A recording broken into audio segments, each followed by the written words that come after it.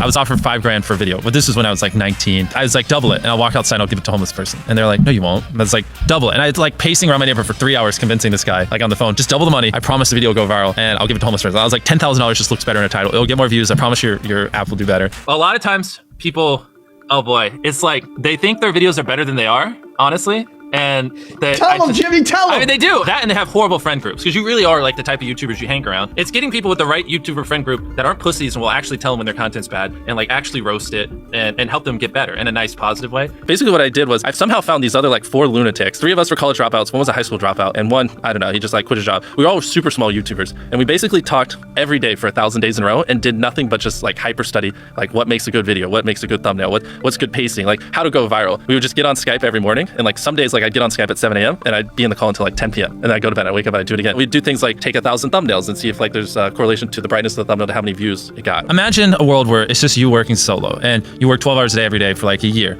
and you're just grinding, you make a mistake, you learn from it, you grind, you make a mistake, you learn from it, and you do that for like a year. And then imagine a different world where you have 4 friends who are also equally grinding in something similar. Friend number 1 makes a mistake on Friday, he teaches the other 4 people. Friend number 2 makes a mistake the next week, teaches everyone. And then like you're all learning from each other's mistakes. You're all constantly studying 24/7 and downloading each other. Like after a year, you're like 2 years ahead of the guy who was just solo. Do you frequently go that far out of your way to capture the thumbnail? Yeah, I mean, of course, everyone should. If people don't click, they don't watch. So you want to give them something to click. Something a lot of people forget is like unsuggested on phones, thumbnails are really fucking small. So like people are editing thumbnails full blown on their computer, and when you shrink it down, you can't see it. We try to all around be above the rest. Anyone can clickbait, but you do actually like deliver on it. We say we put 100 million Orbeez in the backyard, we put 100 million Orbeez in the backyard. Your title and thumbnail set expectations. Like what you're saying is like, I like bananas. And what you need is bananas are the best goddamn food on the planet. Like that's the type of opinion you need. Like you need something like how to get 100 million views on YouTube, or not even that, that's not strong enough. You need something that makes people go, what the fuck? What the fuck did he say in that video? What the fuck? I need to know. And at the very beginning of the video, to minimize drop-off, you want to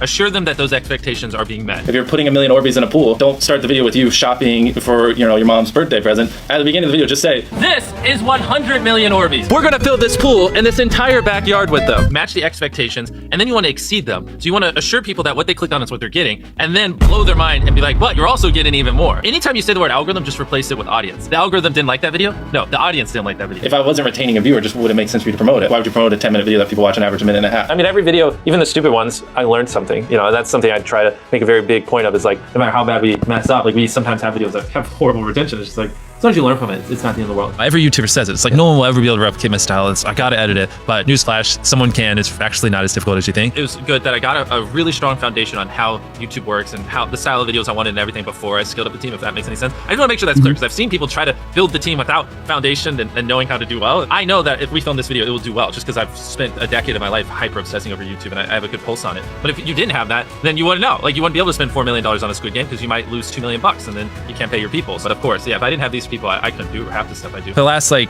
8 or 9 years, like every dollar I've made, I just spent it the next month on content. And I just did that every single month, and it just kept getting bigger and bigger. And here we are. Since I was 13, there probably hasn't been a single hour that's gone by that I've been awake where I haven't thought about YouTube. Like I'm just focused on making the best videos possible, period. I don't care about making money. I don't care about time. I don't care about anything. I just want to make the best videos on the planet. Literally all the algorithm does is reflect what the people want to a T. And if you deny that, you just make terrible videos and are trying to find a scapegoat. We do our videos in other languages as well. If you Google it, it's like only whatever, less than 10% of the world speaks English. So 90% of the world can't even enjoy your content. And when I realized that, I was like, wait a minute, 90% of the world can't even watch this stuff. Like we just started doing this like 6 months ago, and it's crazy like how viral some of these videos are going. 51 million. In Spanish, the guy who does my dubs is the same guy who dubbed Spider-Man. We managed to convince him. So a lot of those comments are like, why does he sound like Spider-Man, or is Mr. Beast Spider-Man? To me, what's important is click-through rate, getting people to click on your video, and then average view duration, average view percentage, or just relative retention, and you know, having them watch it. A lot of creators think click-through rate is just like the title and thumbnail and did they click it, but a lot of it too is did they enjoy your last video? Because if someone watches a video of yours and they loved it, you can bet the next time you recommend it, their chance of clicking is a lot higher. You know, sometimes we're filming for 3 or 4 days, like 10 hours a day, you know, 30, 40 hours of filming plus months of setup, whereas most creators probably film for a couple hours and set up for a day. outside of just filming, I mean, we brainstorm video ideas, I mean, relentlessly, hours every day. By always doing all those things, it just distinctively sets it so far apart that it's basically, in my head, it's like, why would you not watch it? Viewers aren't stupid. They can tell when you know, half ASS, I don't know if I'm allowed to curse, a video, or if you like really put in effort. And like, if they can tell you're putting in a lot of effort, they're gonna be more likely to click on future videos. And that snowballs. And because once you build that trust, us, they get to a point where it doesn't matter what you upload. They just know it's high effort and they just know it's great. And they're just conditioned just to watch because you have a good track record. And so with filming, it's just like trying to make sure we're doing everything we can, no matter how expensive it is, no matter how much time it takes,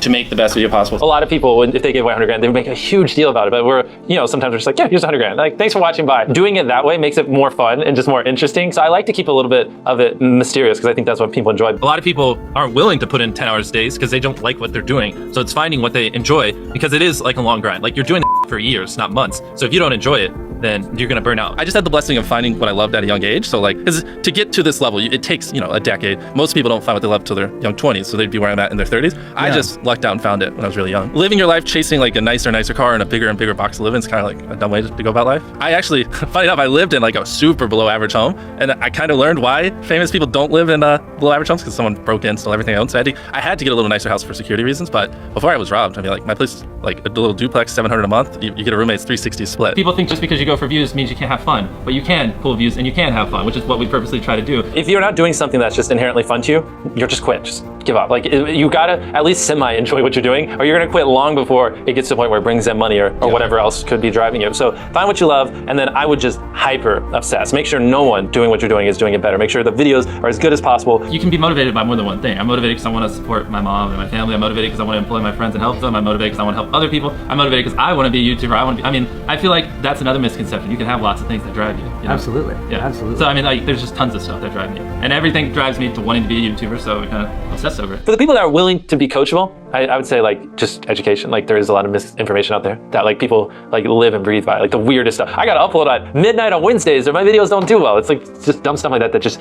they don't realize how badly they're like handicapping themselves. Some minor tips I could give is like, if somehow you could have a payoff at the end, then more people are gonna watch the end just to see what happened. Whichever one of these 456 people survives the longest wins 456 grand.